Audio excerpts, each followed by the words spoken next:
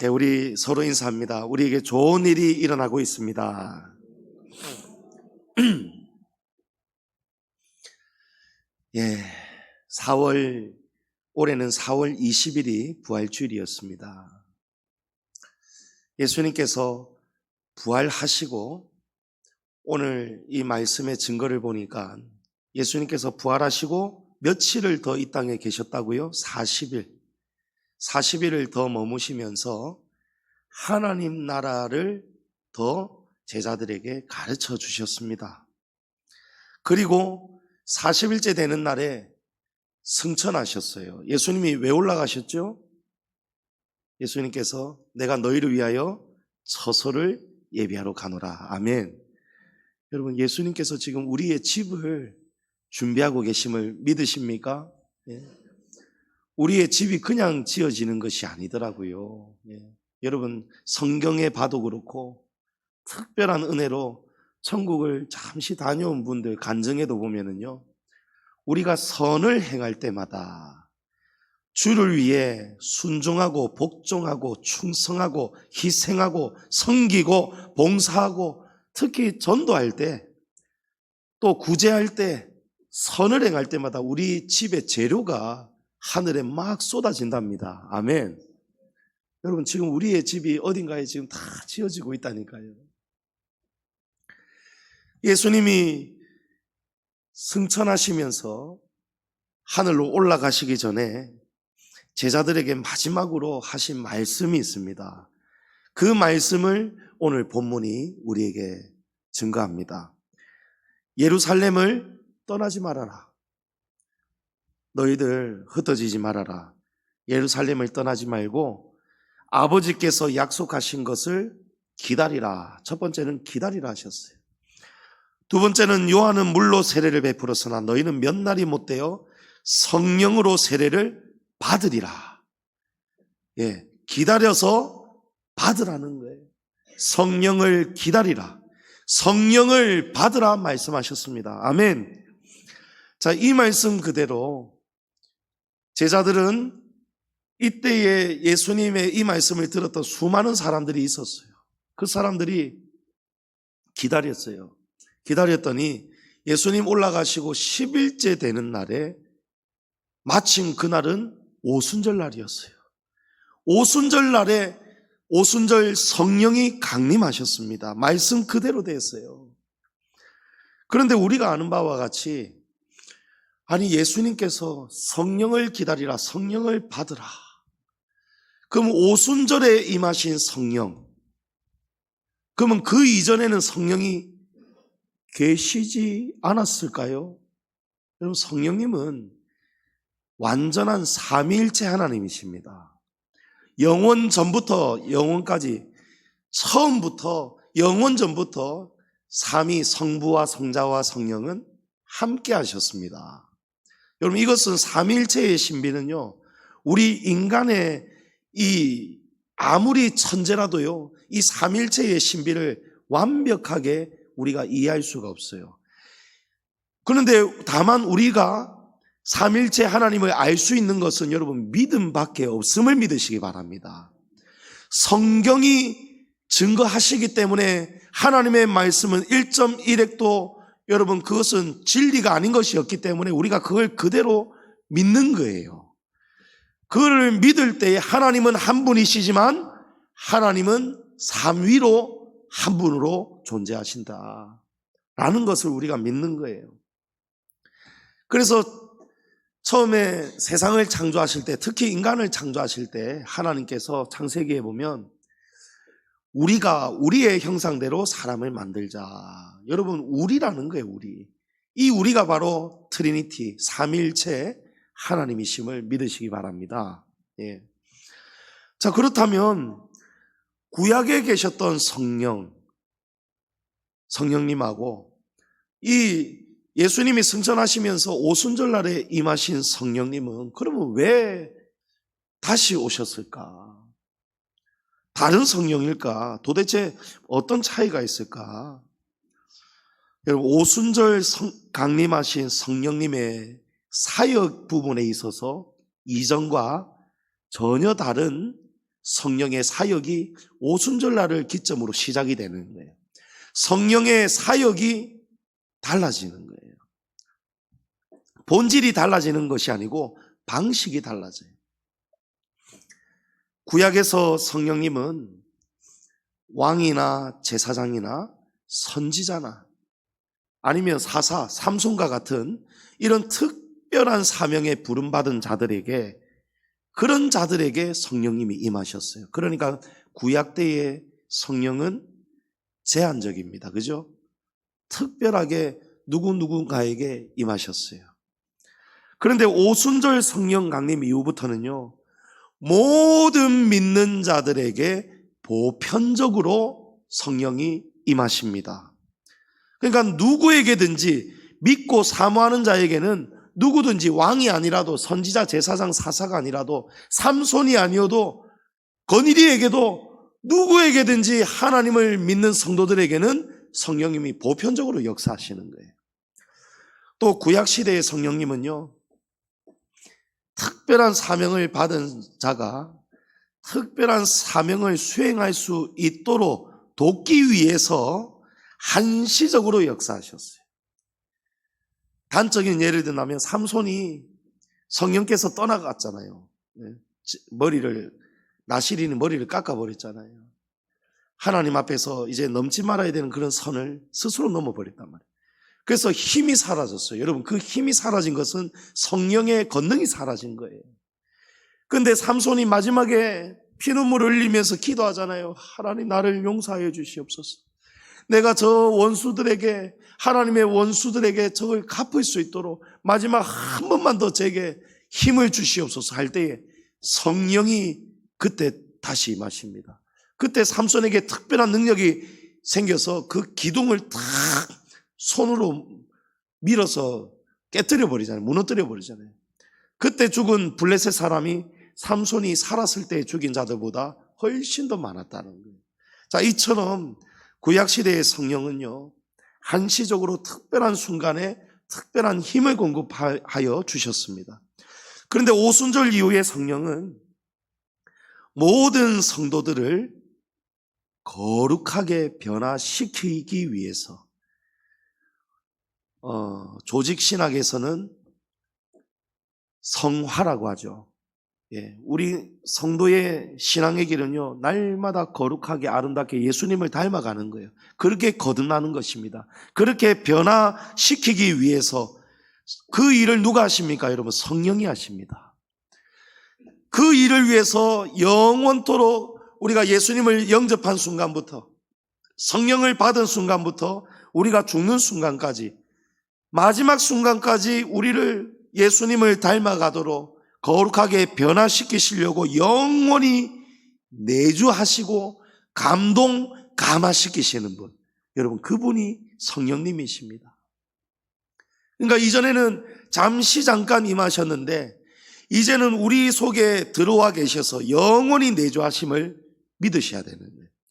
이 성령님이 계심으로 우리가 거룩해지고 선하게 바뀌고 선한 생각이 바뀌는 거예요. 그리고 가장 중요한 사건은요, 구약의 이전과 오순절날 이 성령을 통해서 가장 달라진 특별한 사건은요, 바로 오순절 성령 강림에서부터 교회가 시작되었다는 거예요. 성령이 임하심으로 교회가 이제 세워지는 순간이에요. 오순절 성령이 임하시면서 여러분, 예루살렘의 그 초대 교회가 시작이 됩니다. 그때 마가 요한의 다락방에서 주의 성령을 받았던 그 120여 명의 사람들이요, 이 한날 한 영을 동시에 받으면서 한 마음이 되는 거예요. 성령을 받으니까요, 그 모였던 무리가 하나가 됩니다. 한 몸을 이루고 한 공동체를 이루게 됩니다. 그것이 교회입니다. 사도행전 2장 46절 이하에 이들이 성령을 받은 다음에 어떤 변화가 일어나는지 아십니까? 날마다 마음을 같이하여 성전에 모이기를 힘쓰고 집에서 떡을 떼며 기쁨과 순전한 마음으로 음식을 먹고 하나님을 찬미하며 또 온 백성에게 칭송을 받으니 주께서 구원받는 사람을 날마다 더하게 하시니라. 아멘. 여러분 성령을 받으니까요 이런 역사가 일어났다는 거예요. 그냥 자연스럽게 교회가 되는 거예요. 교회가 뭔지도 몰랐던 사람들이요 한 성령을 받고 나니까 자기들이 어떻게 합니까? 날마다 마음을 같이하여 성전에 모이기를 힘썼다는 거예요. 또 집에서 떡을 떼며 기쁨과 순전한 마음으로 음식을 같이 먹는다는 거예요. 따로따로 생활하고 따로따로 삶을 이 하루를 살아가는 것이 아니고 그저 흩어지면 또 보고 싶고 또 모이고 그래서 식사를 같이 나누고 여러분 그래서 성령을 기다리고 성령을 받아야 교회가 세워지는 것입니다. 교회가 되고 성도가 되는 거예요. 그러니까 예수님께서 왜 성령을 기다리고 성령을 받으라 하셨습니까? 여러분 교회의 머리가 누구시죠? 예수님입니다. 예수님께서 왜 성령을 기다리고 성령을 받으라 하셨을까요? 성령을 받아야 참다운 교회가 되고 성령을 받아야 참다운 성도가 되기 때문입니다. 성령이 계셔야 교회가 한 몸이 되는 거예요. 한 공동체가 되는 거예요. 성령의 권능을 받아야 교회와 성도들이 사단을 이기고 세상을 이기고 시험을 이길 수 있기 때문입니다. 그러니까 성령이 없이는 우리가 아무것도 할 수가 없는 거예요. 중요한 것은 성령은 한 번 받았다고 여러분 끝나는 것이 절대 아니라는 사실이에요. 이 성령을 받았다고 착각하면 안 된다는 거예요. 아, 이제 성령 받았으니 끝이다. 나는 이제 성령이 내게 계신다. 여러분 이렇게 착각하면 안 된다는 거예요. 데살로니가전서 5장 19절 이하에 보면 성령을 소멸하지 말며 예언을 멸시하지 말고 범사에 하려 좋은 것을 취하고 악은 어떤 모양이라도 버리라. 성령의 불을 받았어도 성령을 받았는데도 여러분 성령은 떠나가실 수도 있다. 성령의 불이 꺼질 수도 있다는 거예요. 여러분 이 말씀은요 다 독립된 말씀 같지만 다 똑같이 하나로 연결된 말씀이에요. 성령을 소멸하지 말아라. 그러면 성령이 어떻게 할 때 소멸이 됩니까? 우리가 하나님의 말씀을 멸시하면 성령이 떠나가십니다. 성령의 불이 꺼지기 시작하는 거예요. 불순종을 말하는 거예요. 불순종하다 못해 말씀을 그냥 꼴도 보기 싫은 듣기도 싫어하는 거예요. 귀를 그냥 틀어막고 막아버리는 거예요. 자기가 좋아하는 말씀만 듣고 듣기 싫은 말은 그냥 듣기 싫고 못 들은 척하고 여러분 이런 것이 하나님의 예언의 말씀을 멸시하는 거예요. 범사에 헤아려 좋은 것을 취하고 여러분 좋은 것을 우리가 계속 받아들여야 되는데 우리가 들어서는 안 되는 생각들, 말들 이런 영향을 우리가 취하면 안 되는 거예요. 그런 것들이 뭡니까? 사단의 유혹이고 미혹입니다. 그런 생각을 우리가 받아들이기 시작하면 어떻게 됩니까? 우리 안에서 욕심이 잉태한 즉 죄를 낳고 죄가 장성한 즉 사망을 낳는다.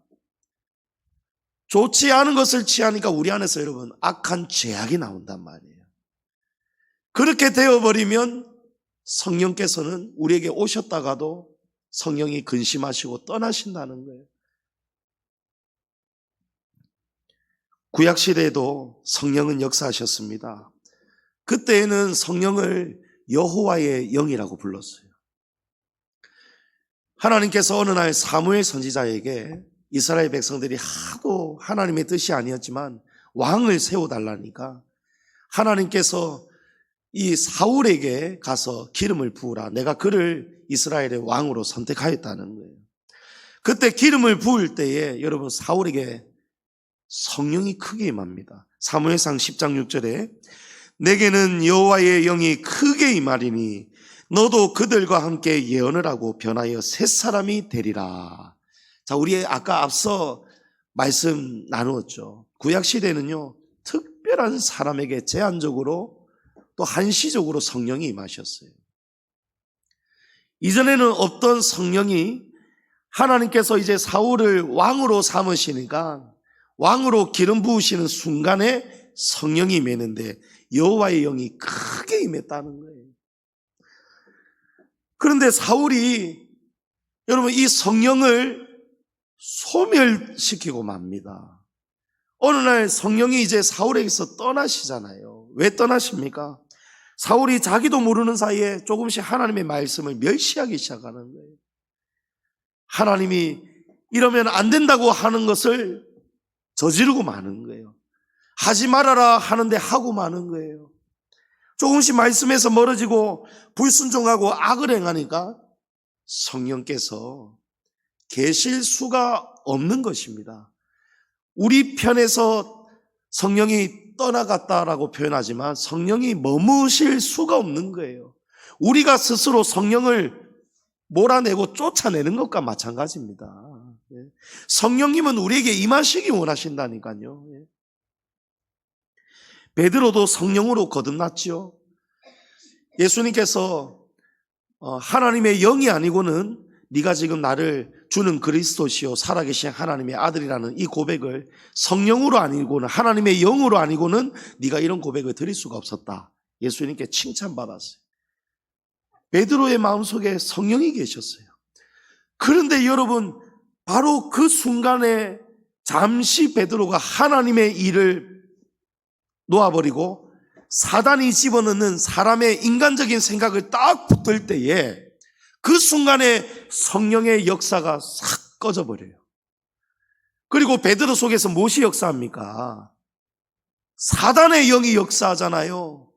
그래서 방금 칭찬받았는데 예수님께 사단아 내 뒤로 물러가라 책망받았단 말이에요. 여러분 영적인 것은요 굉장히 민감합니다. 영적인 세계는요 굉장히 민감해요.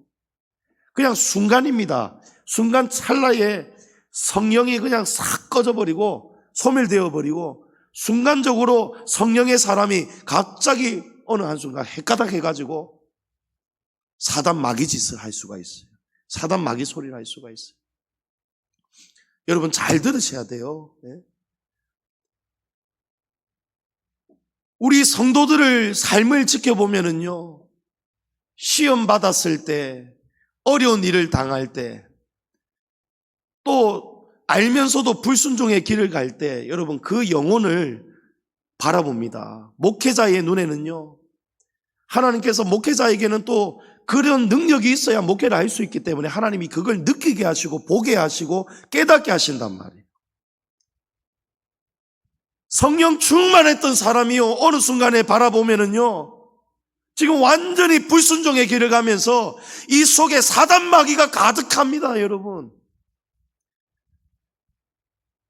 사람이 완전히 달라져 있어요. 어느 순간 보면은요 안 그랬던 사람이 딱 이 속에 사단 마귀가요 딱 뱀이 다리를 딱 틀고 있는 게 보여요. 근데 가서 말을 못 해줘요.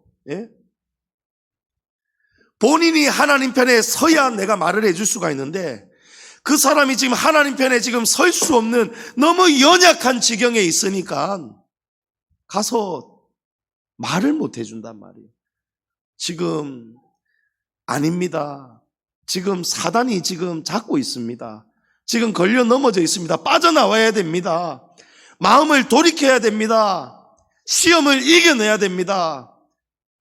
여러분 십자가가 무엇입니까? 자기 부인이 무엇입니까? 자기 부인이 내가 그토록 가고 싶은 내가 하고 싶은 그거를 내 자신을 죽이고 포기하고 십자가에 못 박아 죽이고 나는 죽고 그리스도의 생명의 길을 선택하고 주님을 따라가는 것 그것이 주님의 제자지 않습니까? 그게 믿음이지 않습니까 여러분? 그런데 결정적일 때 우리가 어떻게 사느냐 말이에요. 자기의 길을 가잖아요. 알고 보면 그게 자기의 길이 아니고 사단 마귀가 망하게 하려고 하나님과 멀어지게 하려고 시험 들게 만들려고 교회에 시험을 주려고 교회를 깨뜨리려고 주의 종과 사이를 이간질하려고 사단 마귀가 별의별 여러분 짓을 다 합니다. 여러분 그래서 성령은요 받는 것도 중요하지만 받는 것보다 그 성령을 유지하고 지키는 것이 여러분 이게 얼마나 중요한지 모른다는 거예요. 사울이 실패한 것도 베드로가 한순간에 넘어진 것도 여러분 무엇입니까? 한순간에 성령을 놓아버리는 거예요. 교회 다니는 것이 여러분 성도가 아닙니다. 교회 다니는 사람은요 교인이에요. 그냥 교인이에요. 교회 다니는 교인이 되면 안 된단 말이에요. 성령의 충만함을 받아야 되고 그 받은 성령을 유지하고 지키는 것이 신앙생활이고 그런 사람이 성도임을 믿으시기 바랍니다. 여러분 성도가 되셔야 되는. 오늘 우리 성도들은 어떻습니까? 여러분 여러분은 지금 성령의 사람입니까? 성령 받으셨습니까? 성령을 유지하고 계십니까? 성령을 붙들고 지키고 계십니까? 성령의 충만함과 기쁨과 감사와 여러분 믿음이 이 안에 감사가 충만하시냐 말이에요. 예? 여러분 속에 성령이 거하셔야 돼요. 그걸 느끼셔야 되는 거예요. 왜 돌아서면 성도들이 시험에 넘어지고 시험에 걸리는 순간 눈빛이 싹 바뀌고 차가워지고 어두워지고 이 안에서 그 선하고 착했던 마음 믿음의 사람이 갑자기 불신적인 말을 하고 불평을 하고 후회를 하고 낙심을 하고 부정적인 생각을 하고 관계가 틀어지고 여러분 왜 이런 일이 일어날까요? 여러분 성령이 계시지 않는 거예요. 성령의 힘이 불이 거의 꺼져가거나 아니면 완전히 꺼져버렸기 때문에 그렇습니다. 성령을 받았어도 그 성령 충만이 지금 유지가 되지 않으니까 여러분 큰 불은 여러분 아무리 불어도 안 꺼집니다. 그렇죠? 여러분 산불 보세요. 그 큰 불이 나니까 이번에 강원도하고 여러분 몇 날 며칠 다 타버렸잖아요. 그 불이 여러분 어떻게 됩니까? 바람이 부니까 더 커지잖아요. 아랑곳 안 합니다. 예? 그러니까 우리가 성령의 불을요 더 큰 불이 돼야 된단 말이에요. 그게 충만이요, 충만. 근데 충만이 꺼져가고 여러분 풍선 꺼지듯이 다 꺼져가고 충만한 불씨가 조금 있는 듯 많은 듯 하니까요 사단이 와가지고 흔들어 보니까 휙 하니까 콧바람에도 그냥 꺼져버리죠. 고린도전서 3장에 보면 여러분 고린도 교회는 정말 부흥이 되어서 물질도 모자람이 없었고 고린도 교회가 부흥되고 아주 그런 넉넉한 교회였어요. 그런데 그 교회의 실상 그 안에 영적을 들여다보면 수많은 분열과 갈등, 베드로파, 개바파죠. 그리스도파, 바울파, 아볼로파 막 분당, 파당이 막 있어가지고 서로 견제하고 서로 질투하고 시기하고 분열과 갈등과 시험과 음란죄까지 여러분 가득했어요. 문제가 많았어요. 그래서 바울 사도가 이런 말씀을 합니다. 고린도전서 3장 1, 2절에 형제들아 내가 신령한 자들을 대함과 같이 너희에게 말할 수 없어서 육신에 속한 자 곧 그리스도 안에서 어린아이들을 대함과 같이 하노라. 내가 너희를 저주로 먹이고 밥으로 아니하였노니 이는 너희가 감당하지 못하였음이거니와 지금도 못하리라. 여러분 바울의 이 목회자로서의 어떤 마음이 느껴지십니까? 지금 다 넘어져 있어요. 어린아이들을 대함과 같이 고린도 교회 성도들을 대할 수밖에 없다는 거예요. 여러분 고린도 교회에 진짜 어린아이들이 있었습니까? 아니잖아요. 나이 많은 연장자까지 어른 성도들, 장년들이에요.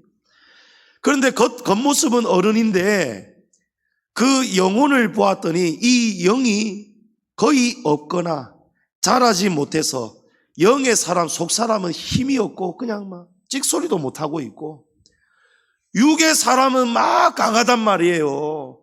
혈기가 막 나오고 감정이 나오고 예? 그러니까 바울이 뭐라고 합니까?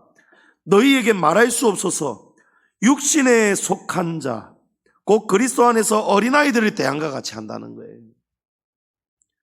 여러분 지금도 고린도 교회와 같은 교회들이 이 시대에도 얼마나 많은지 모릅니다. 고린도 교회가 어떤 교회입니까? 고질적인 문제에서 벗어나지를 못해요. 분열, 갈등, 시험, 제약들, 넘어지고 자빠지고 시험에 걸려 넘어지고. 여러분, 이게 걸려 넘어진다는 것은 뭔가가 지금 앞에 뭔가가 있다는 얘기잖아요. 그거를 넘어야 되는데, 시험을 넘어야 되는데 이 시험을 넘지 못하고 자빠진단 말이에요. 걸려 넘어진단 말이에요. 여러분, 우리 아이들 보세요. 아기들이 뒤집지도 못합니다. 그죠? 근데 어떤 아기가 한 100일쯤 지나고 이러면 막 뒤집잖아요. 예? 힘이 이제 생기니까 뒤집잖아요. 근데 그것도 약하잖아요. 일어설 힘이 있어야 되잖아요. 근데 아이가 처음 일어나요. 막 짚고 일어나요. 짚는데도 막 다리를 떨고 걷지를 못해요. 걸음마 이렇게 하는데 몇 걸음 가다가 넘어져요. 그러다가 또 걷기 시작합니다. 걷는데 가다가 조그만한 장난감 하나를 넘지를 못해가지고 거기에 걸려 넘어지잖아요. 여러분, 그게 어린아이예요. 그게 고린도 교회 성도들이었다는 거예요. 영적인 상태가. 신앙생활은 오래 했는데, 평생을 했는데, 육신에 속한 사람, 자라지 못하고 아직 젖만 먹고 걷지도 못하는 성도들이 있어요. 여러분, 왜 교회가 부흥하지 못하고 성장하지 못하고 세워지지 못하고, 여러분, 이유가 어디에 있습니까? 여러분, 성령 충만한 성도들은 잘 없고, 대부분의 성도들이 육에 속한 성도들이 대부분이니까 전부 다 뭡니까? 조금만 시험이 오고 이래도 다 넘어지는 거예요. 다 넘어지는 거예요. 그런데도 모릅니다. 깨닫지를 못합니다. 시험에 들어서 떠나는 성도들의 특징을 보면요, 떠날 때에 당당하게 떠나는 거예요. 당당하게. 여러분, 성령은 지혜의 영이시고 우리의 양심을 자극하시고 책망하시는데, 이 성령이 그 속에 없으니까요, 깨닫는 바가 없어요. 지금 자기가 어떤 생각을 하고 어떤 길을 가는지 양심이 없어요. 인간적인 도리도 할 수 없는 그런 일을, 은혜를 갚아도 모자랄 판에 은혜를 원수를 갚고 등에 빗수를 꽂고 떠나가듯이, 여러분, 어떻게 그럴 수가 있습니까? 여러분, 육신의 사람이기 때문에, 육에 속한 사람이에요. 여러분, 떠나고 나서도요, 저는 이 말을 듣고 충격을 받았어요. 어떤 사람이, 우리 교회를 떠나갔던 사람이 오랜만에 누구를 만났는데 궁금해 하더라는 거예요. 교회의 사정을. 뭐가 궁금하냐면요, 우리 떠나고 난 뒤에 또 떠난 사람 없느냐고 묻는 거예요. 여러분, 도대체 어떤 의도예요? 무엇을 지금 기다리고 어떻게 되기를 바란다는 거예요. 예? 우리가 떠난 게 잘한 거니까 우리가 떠난 그것을 보고 사람들이 같이 아파하고 충격받아서 그 교회 다 떠나가고 이러기를 여러분 바라는 그런 마음 아닐까요? 예? 여러분, 그게 어떻게 거룩한 하나님의 영이라고 할 수 있습니까? 그런 생각을 하고 교회가 어려워지고 더 떠나고, 그래서 목사님이 땅을 치고 후회하고 잘못했다고 사과하고 교회가 잘못했고 목회자가 잘못한 그 결과가 나타나기를 바라는 마음, 여러분, 그것이 성령일 수가 있느냐는 거예요. 예? 영 분별이 안 되는 거예요. 자기 스스로의 양심이 지금 발동을 안 해요.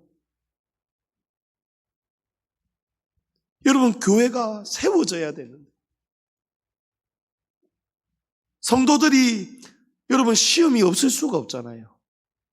시험이 없이는 믿음이 여러분 드러나지를 않는데요. 자라지를 않는데요. 우리 아이들도 아프지 않고는 여러분 성장이 없어요. 그래서 성장하기 위한 고통이 뭡니까? 성장통이 있어야 되듯이 하나님은 교회를 더 진리되게 하기 위해서, 순금되게 하기 위해서 연단시킨단 말이에요. 욥과 같이 연단시킨단 말이에요. 여러분, 욥이 그 시험을 뛰어넘을 때에 욥이 얼마나 성장을 합니까? 하나님이 복을 주시잖아요. 그런데 하나님이 복을 주시려고 시험을 주시는데 성도들이요, 성령을 소멸하고 성령의 충만함이 없고 유지가 안 되고 마음이 식어지고 차가워지고 왜 그렇습니까, 여러분? 뜨거운 성령이 꺼져서 그래요. 그러니까 시험에 그냥 막 감정이 마음이 상해버리고 돌아질 것도 아닌데 삐져버리고 토자져버리고 큰일도 아닌데 막 일을 크게 만들고 그걸 자꾸 여기저기에 말하고 그러면서 옆 사람도 같이 걸려 넘어지고 옆에서 시험에 빠져 죽어가는 사람을 누군가가 좀 가르치고 건면하고 바른 진리를 해가지고 건져줘야 되는데 건져줄 사람이 없고, 여러분 목사가 다 건질 수 있는 거 아니에요. 평신도의 한마디의 가르침과 건면과 힘이 위로가 여러분 목사 100시간의 말보다 그 사람의 10분이 더 효과가 있을 수도 있습니다. 그래서 여러분 우리는 다 동역자라는 거예요. 누가 예수님 편이라고 했습니까? 흩으려는 자가 아니고 모으는 자가 예수님 편이라니까요. 지금 흩어지려고 할 때 시험 들어서 막 그럴 때에 그 사람에게 바른 진리로 붙들어 주는 것이 그것이 예수님의 일에 동참하는 일임을 여러분 기억하셔야 되는 거예요. 여러분 같이 사역해야 돼요. 목사 혼자 여러분 교회 세워가는 거 절대 아닙니다. 성도들이 함께 동역해 주셔야 되는 거예요. 여러분이 좋은 밭이 되고 여러분이 좋은 성도가 되고 여러분이 좋은 사랑방을 함께 키워가야 그래야 교회가 부흥이 된단 말이에요. 그러려면 어떻게 해야 됩니까, 여러분? 성령 충만 받아야 됩니다. 성령 충만 받아야 됩니다, 여러분. 내 안에 지금 성령이 지금 온도가 어떤지 여러분 알고나 사느냐 말이에요.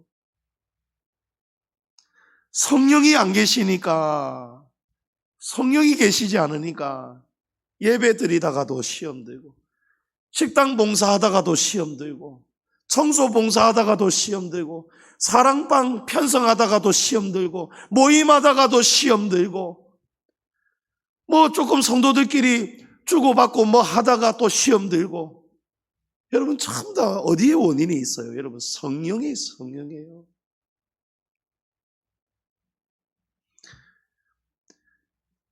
믿음이 자라지 못하고 여러분 힘이 없으니까요. 교회 안에는요 믿음이 강력하고 성령이 충만한 성도들이 많아져야, 이 비율이 역전이 되어야 여러분 교회가 초대교회처럼 날마다 모이기를 힘쓰고 집에서 떡을 떼고 날마다 하나님을 찬미하니 하나님께서 그 구원을 받는 사람들을 계속 부흥되게 하셨다 하지 않습니까? 여러분 성령이라니까요. 성령 충만입니다. 그래서 하나님은요 넘어지고 실패한 자녀들을 결코 그냥 방치하지 않습니다. 하나님은요 계속해서 성령을 주시려고 하는 거예요. 에스겔서 36장 26절에 또 새 영을 너희 속에 두고 새 마음을 너희에게 주되 너희 육신에서 굳은 마음을 제거하고 부드러운 마음을 줄 것이며. 자, 여러분 여기에 새 영이 나오잖아요. 새 영. 이 새 영이라는 것은요 전혀 다른 새 영을 말하는 것이 아니에요. 리뉴얼, 그러니까 다시 혁신, 갱신되는 그런 개념입니다. 그러니까 구약의 성령에서 오순절날 성령은 여러분 다른 영이 아니고 사역이 조금 더 확장되고 보편화되고 영원히 내주하시는 그런 성령, 여러분 이것이 바로 성령, 새 영입니다. 하나님이 새로운 성령, 새 영을 부어주신다는 거예요. 그 성령을 왜 부어주십니까? 새 마음을 주기 위해서, 또 너희 육신에서 굳은 마음을 제거하고 부드러운 마음을 주기 위해서 성령을 주신답니다. 아멘. 성도님 여러분, 하나님은 성령을 사모하는 자에게 새 영을 주십니다. 여기에 새 영이 오순절의 성령이에요. 오순절에 오신 성령께서 어떤 일을 하십니까? 이제는 영원히 우리 안에 내주하셔서 우리 육신의 사람을, 우리 육신의 속성, 강팍하고 완악하고 교만하고 아집, 혈기, 이런 굳은 마음을, 육신의 굳은 마음을 성령이 오셔야 그게 제거가 된답니다. 아멘. 여러분, 성령의 검이잖아요. 말씀의 검이잖아요. 예? 이 성령이 계셔야 우리의 굳은 마음을요, 간절과 골수와 혼과 영을 찔러 쪼개가지고 우리의 이 더럽고 완악한 마음들은 탁 도려낸단 말이에요. 그리고 여러분, 도려낸 자리에 새살이 올라오지요. 여러분, 그 자리에 그리스도의 마음이 차기 시작합니다. 완악하고 교만하고 얼굴에서 막 무섭고 혈기가 가득했던 사람이 여러분, 성령 받고 나면, 여러분, 제가 그랬답니다. 제가 고등학생 때에 여러분 간증 들으신 분들 계시잖아요. 제가 거의 2, 3년을 교회를 안 나갔어요. 반항하고 막 집에 숨 막히고 사춘기 지나면서 아버지가 목사인 것이 싫고 집은 너무너무 어렵고 가난하고 막 그냥 막 숨만 막히는, 그래서 막 집도 뛰쳐나가고 가출해가지고 막 밖에서 아르바이트도 하고, 그러면서 이제 저는 아예 그냥 막 집을 막 떠나 살다시피 그러는데, 부모님께서 어느 날 제가 휴가비가 필요한 줄 알고 친구하고 여행을 가려는데 아르바이트를 하려고 하니까 그거 하지 말고 요 3일만 이 집회만 참석해라. 기도원 집회만 참석해라. 그러면 그 돈 어떻게든 마련해서 주구만. 그래가지고 저는 아르바이트 하느니 그 기도원 가가지고 잠시 몇 시간 앉아있고 기도원에서 밥 먹고 며칠 잠자면 이 돈 생기니까 그래서 갔어요. 그런데 기도원 딱 앉은 그 첫 시간에요, 그 기도원 원장님이 나오시는데 여자분이셨어요. 목사님 사모님이었는데 은사를 어마어마하게 받았어요. 딱 섰는데요, 제가 그 의자가 아니고 그냥 방석 깔고 앉아있잖아요. 앉아있는데 제 안에서 막 제 안에 있는 뭔가가 막 요동을 치고 버버버버버버버 떨기 시작한단 말이에요. 제 속에 있는 여러분 마귀 귀신들이요, 그 하나님의 성령의 큰 권능을 받은 은사자가 탁 서니까요, 이제 오늘 내 죽는 날이 되었구나 스스로가 아니까 떨기 시작하는 거예요. 그런데요, 그 원장님이 그 수많은 사람들 중에서 제 속에 지금 뭔 악한 영들이 가득하고 지금 벌벌 떨고 있는 그거를 딱 바로 아셨는지 집회 시작도 안 하고 그냥 무슨 마이크 들고 오는 거예요, 그냥 저한테. 그래가지고 저한테 손을 얹고 기도하는데요, 제가 막 자질러지는 거예요. 난리가 났어요, 난리가. 예. 그렇게 기도하시다가 옆에 계신 아버지한테 목사님인 줄 아니까 같이 손 얹고 기도를 했어요. 이러는데요, 여러분, 제 속에 진짜 거짓말이 아니고 TV에 보면, 뉴스에 보면 큰 미사일이 있잖아요. 제 배를 이 큰 미사일이 그냥 펑펑 뚫고 지나간 것 같아요. 여기가요, 얼마나 휘비파고 아프고 수술이 되었는지 죽는 거예요. 나는 뜨거워 죽는 거예요. 여러분, 이 속에 악한 영들이요, 성령의 불에 불타가지고 못 견디가지고 결국은 이제 떠나가니까요. 여러분, 제 속에서 악한 것들이 떠나가니까요, 그 찰나에 들어올 때만 해도 완전히 막 시커먼했던 새까맸던 제가요, 귀신이 떠나고 나니까요, 눈빛이 달라지고요, 피부 빛도 달라지고요, 완전 새 사람이 되는 거 있죠. 여러분, 그겁니다. 새 영이 들어와야 우리에게 새 마음을 주고요, 육신에서 굳은 마음을 성령이 오셔야 그 마음이 제거가 되고 여러분, 사람이 순종하는 사람이 되는 거예요.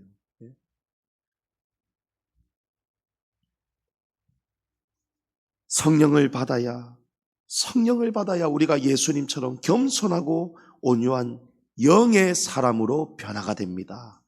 여러분, 육이 펄펄 살아있는 성도들 되지 마시고, 여러분, 영이 이 육신의 굳은 마음을 짓누르고, 육신이 형이 되면 안 돼요. 이 육신은 잠시 우리가 이 땅에서 필요하니까 육신이 그렇다고 없으면 안 되잖아요. 그러니까 육은요, 적당하게 딱 지자리에 있어야 돼. 육은 동생의 자리에 있어야 돼요. 아랫자리에 있어야 돼. 우리 영의 속사람이 주인이 돼야 돼요. 예수님이 주인이 돼야 돼요. 우리의 속사람이 이겨야 돼요. 예수님께서 이런 말씀합니다. 누가복음 11장 13절에 너희가 악할지라도 좋은 것을 자식에게 줄 줄 알거든 하물며 너희 하늘아버지께서 구하는 자에게 성령을 주시지 않겠느냐. 여러분, 성령은 구하는 자에게 주십니다. 성령을 알아야 구하죠. 여러분, 오늘 이 말씀 들으면서 내가 성령이 지금 부족하구나, 내가 지금 성령이 꺼져가고 있구나, 아니 나는 성령을 못 받았구나, 성령이 나는 떠나갔구나. 여러분, 그걸 스스로가 깨달으셔야 돼요. 예?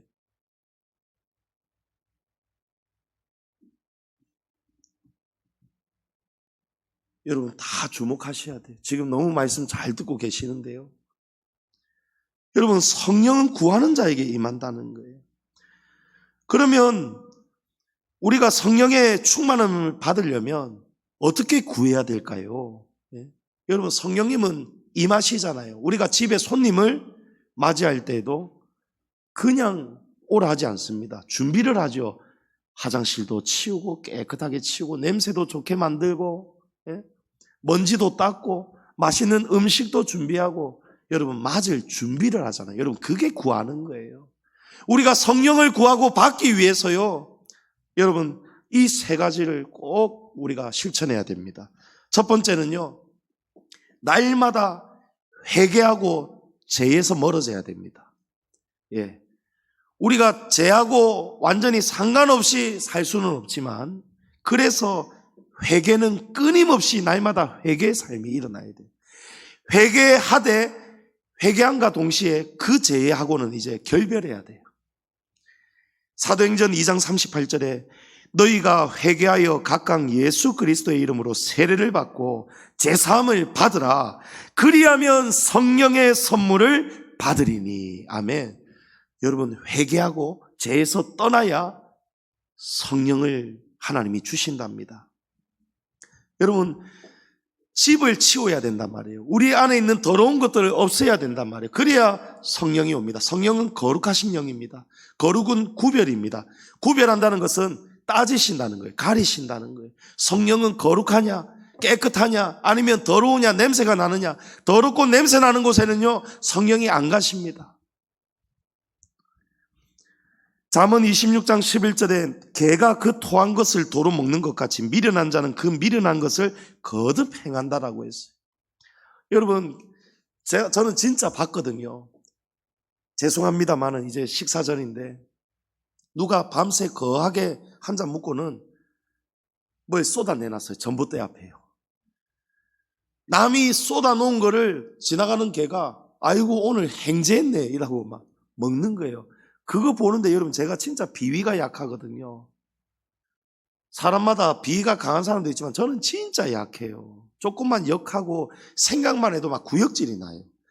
그거 보는데 막 제가 막 난리가 나는 거예요. 쳐다보기도 싫은 거예요, 그게. 예? 그런데 여러분, 개가 지가 토한 거를 다시 먹는 그런 건 얼마나 더 더럽겠습니까? 우리가 죄를 짓는 게 그렇다는 거예요. 우리가 죄를 짓고 지었던 죄를 또 짓고 또 짓고 또 짓고, 여러분, 그것은 바로 미련한 거예요. 개가 토한 것을 도로 먹는 것처럼 미련한 자는 그 미련한 짓을 반복한다는 거예요. 여러분, 회개는요, 돌이키고 다시는 그 길에서 벗어나는 거예요. 돌아가지 않는 거예요. 후회만 하고 괴로움만 하는 것은요, 회개가 아닙니다. 여러분, 탕자가 후회했습니다. 여러분, 그건 회개가 아니에요. 탕자가 후회하고 아버지의 집으로 가잖아요. 돌아가잖아요. 그게 회개입니다. 그렇게 살아야 된단 말이에요. 이러면 안 되는데, 아이고 내가 왜 그랬을까 후회하면서 또 혈기내고 또 죄짓고 또 음란에 빠지고 남을 업신여기고 미워하고 시기하고 알면서 후회하면서 여전히 그 짓을 반복하고 사는 것은요, 여러분, 그거는 회개가 아니에요. 그거는 청소가 안 됩니다. 그 상태로는 성령이 올 수가 없어요. 여러분, 죄하고 완전히 결별해야 됩니다. 로마서 6장 11절에 이와 같이 너희도 너희 자신을 죄에 대하여 죽은 자요 그리스도 예수 안에서 하나님께 대하여는 살아있는 자로 여길지어다. 여러분, 죄에 대하여 죽었다, 죄에 대해서 죽은 자로 살아라, 이 말씀은요, 이제 우리가 예수 믿었으니까 죄가 더 이상 우리 앞에서 함부로 못 까불고 죄가 이제 사라졌다, 죄가 죽었다. 여러분 이렇게 착각하면 안 된다는 거예요. 하나님을 믿는 우리에게 죄가 죽은 것이 아니고 하나님을 믿는 우리가 죄에 대해서 죽은 자가 돼야 된단 말이에요. 내가 죽어야 된단 말이에요. 죄는 안 죽습니다. 죄는 끝까지 살아 있습니다. 죄는 계속 우리를 시험합니다. 우리가 아직 살아있는지 죽어 있는지 봅니다. 여러분 마치 곰을 만났을 때, 이것도 경우에 따라서는 다르다는데 요즘은 곰 만났다 하면 그냥 도망가라잖아요. 근데 곰을 바로 눈앞에서 만났을 때, 여러분 그때는 도망가도 곰의 속도가 빠르단 말이에요. 그럴 때는 전문가가 그대로 그냥 죽은 듯이 엎드려 있으라잖아요. 곰이 와가지고 툭툭 치도 고함 지르는 게 아니고, 도망가는 게 아니고, 도망가면 곰이 더 날뛰죠. 더 잡아오죠. 곰이 더 흥분하죠. 아무리 곰이 쳐도 굴려도 딱 죽은 듯이 가만히 있으면, 그러면 곰이 에이 재미없어 하고 간단 말이에요. 여러분 죄가 우리를 툭툭 칩니다.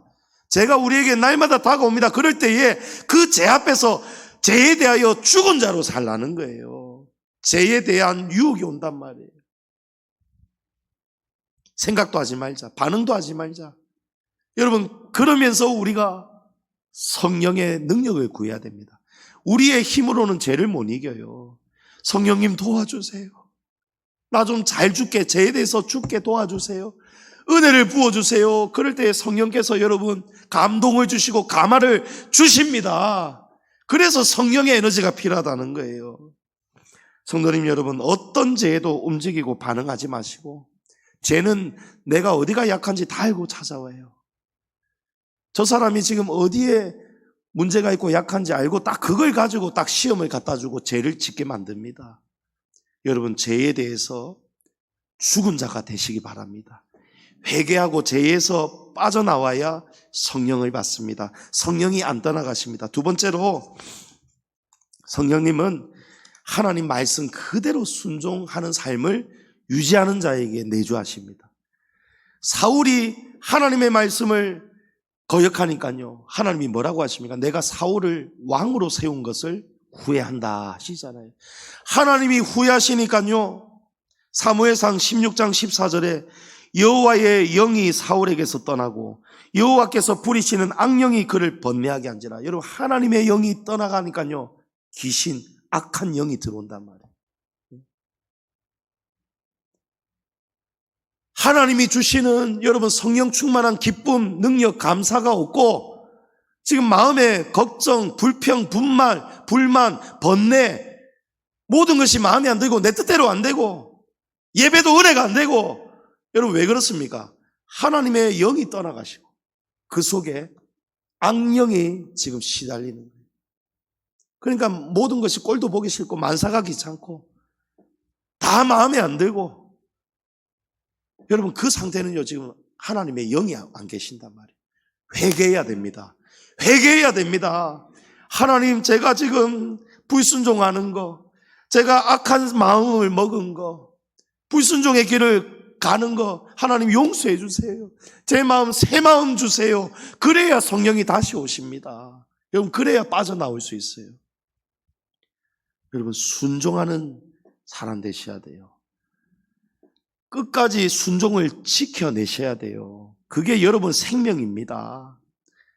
어떤 때는요, 저도 진짜 미치고 괴로운 게 있어요. 절대 하고 싶지가 않아요. 그런데 그게 맞다라는 것을 아니까요, 하나님이 무섭고 두려우니까요, 저 자신하고 싸운단 말이에요. 하나님, 저 좀 꺾어주세요. 제가 이 마음 내려놔야 되는데 하나님 이게 잘 안 됩니다. 그러면서 불순종하면서 막 운단 말이에요. 하나님 이게 순종이 안 됩니다. 이거 어쩌면 좋습니까? 여러분 피 흘리기까지 싸워야 돼요. 하나님 나 좀 순종하게 해주세요. 하나님 나 이 불순종하면 안 되잖아요. 이러면 하나님한테 이거는 악이잖아요. 그런 줄을 알면서도 순종이 안 된단 말이에요. 여러분, 그럴 때는요, 하나님 붙들고 하나님 내 마음 변화시켜 달라고 기도해야 됩니다. 그래서 죽이 되든 밥이 되든 형님, 그 성도님들 어찌됐든 모여야 되는 거예요. 억지로라도 기도하고 찬송하고 부르짖는 이 자리에 여러분 모이기를 힘써야 되는 거예요. 그게 여러분 세 번째입니다. 마지막으로 교회가 되어야 됩니다. 교회가 되어야 모임 속에 여러분이 속해야 성령이 임합니다. 예수님이 뭐라고 하십니까? 예루살렘을 떠나지 말고 약속하신 성령을 기다리라. 여러분, 교회라는 헬라어 에클레시아, 이 에크는 전치사인데 밖으로부터, 레시아, 밖으로부터 이제 부름을 받았다, 이런 뜻이에요. 이제는 우리가 전에는 밖에 어둠에 있었지만 이제는 주 안에서 빛이 되었단 말이에요. 그 모임이 교회입니다. 그러니까 교회는 부르심을 받은 자들의, 성도들의 모임이에요. 모임. 내 혼자서는 여러분 교회가 될 수가 없어요. 교회는 성도들, 우리가 몸입니다. 그래서 예수님이 너희들 떠나지 말랬어요. 예수님이 이 말씀 하실 때 500여 명이 있었는데 여러분 시간이 지나면서 하나둘씩 떠나더니 마가 요한의 다락방에 120명만 남았어요. 떠난 자들은 오순절날에 성령 못 받았어요. 마지막까지 교회로서 한 몸으로 그 자리를 지키고 기다리고 예루살렘을 떠나지 말고 약속하신 것을 기다리라. 그러면 몇 날이 못 돼요. 성령을 받으리라. 여러분 그 말씀 그대로 순종하고 기다리고 교회를 지킨 자들이 120명만이 성령을 받았다는 거예요. 히브리서 10장 25절에 모이기를 피하는 어떤 사람들의 습관과 같이 하지 말고 오직 권하여 그날이 가까움을 볼수록 더욱 그리하자. 여러분 모임에서 자꾸 흩어지지 마세요. 멀어지지 마세요. 특별한 사정, 업무 때문에, 근무 때문에, 몸의 지병 때문에, 물리적인 너무 교회와의 거리, 출퇴근 시간, 이런 것 때문에 주중에 모일 수 없는 그런 경우는 하나님이 아십니다. 그러나 그렇지 않고 충분히 마음만 먹으면 올 수가 있고 이 자리에 함께 할 수 있고 모일 수가 있는데 여러분 그 모이는 것을 우리가 함께 모이지 않는다. 그거는 참된 교회가 지금 못 되는 거예요. 참된 교회는 무엇입니까? 모이기를 패하는 습관을 따라가는 사람들이 아니고 모이기를 힘쓰는 자들이 교회라는 거예요. 예. 여러분 한 명 한 명이 비었던 자리에 모이지 않았던 성도들이 우리는 매주마다 매순간마다 기도한다면 우리 성도들 믿음 자라게 해주세요.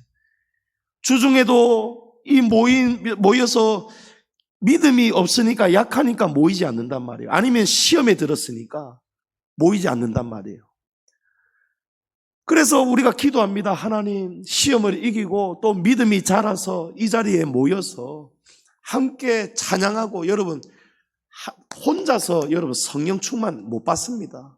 같이 뜨겁게 찬양해야 돼요. 지난 금요일에도 처음 찬양 속에서 여러분 얼마나 하나님이 부으시는지 몰라요. 예. 그 처음 찬양 마지막 드리자마자 막 우리 다 하나님께 막 그 은혜가 충만하게 임하니까요. 박수가 나오는데요. 그거는 앞에 인도자가 여러분 박수 치세요 한다고 치는 박수하고 차원이 다른 박수란 말이에요. 안 그렇습니까? 그렇지. 할렐루야. 여러분 그 순간 속에 계셔야 같이 임한단 말이에요. 그래서 예수님이 내 이름으로 두세 사람이 모인 곳에 나도 그들과 함께 할 것이다. 여러분 왜 굳이 이곳에 모여야 됩니까? 왜 모여서 기도해야 됩니까? 하나님이 그걸 정하셨습니다. 하나님이 모이는 것을 기뻐하신답니다. 모이기를 힘쓰라는 거예요. 성도님 여러분 모이기를 힘쓰시기 바랍니다. 힘쓰시기 바랍니다. 여러분 그 시간에 안 모이고 그 시간에 그럼 어디에서 무엇을 하겠습니까? 모여서 기도하고 찬양하는 것이 여러분 영혼에도 가정에도 자녀들에게도 복이 된다는 것을 여러분 아셔야 된단 말이에요. 성도님 여러분 말씀을 맺겠습니다. 성령은 반드시 받아야 됩니다. 반드시 받으셔야 되고 이 성령을 유지하셔야 돼요. 지금 우리가 예루살렘을 떠나지 않고 성령을 기다리는 바로 그 순간에 있습니다. 이제 3주가 지나면 3주 뒤에 성령 강림절이에요. 여러분 시기적으로 너무 좋지 않습니까? 이제 남은 3주, 오순절날에 임한 그 성령 강림절이 3주 뒤에 다가오는데, 그날을 기념하는 주일이 다가오는데, 하나님, 제가 모이기를 힘쓰겠습니다. 예루살렘을 떠나지 않겠습니다. 교회를 떠나지 않겠습니다. 주일에도 수요일에도 금요 기도회에도 정말 힘을 다해 모이기를 힘써서 이 마가 요한의 다락방에 끝까지 떠나지 않고 남았던 120명의 성도들이 성령을 받은 것처럼 저도 성령 주옵소서. 아멘. 그래서 이 3주 동안 여러분 어떻게 해야 됩니까? 회개하고 죄에서 돌아서고 말씀 붙들고 순종하고 모이기를 힘쓰는 교회가 되셔야 됩니다. 그러면 여러분 성령 충만하게 임할 줄을 믿습니다.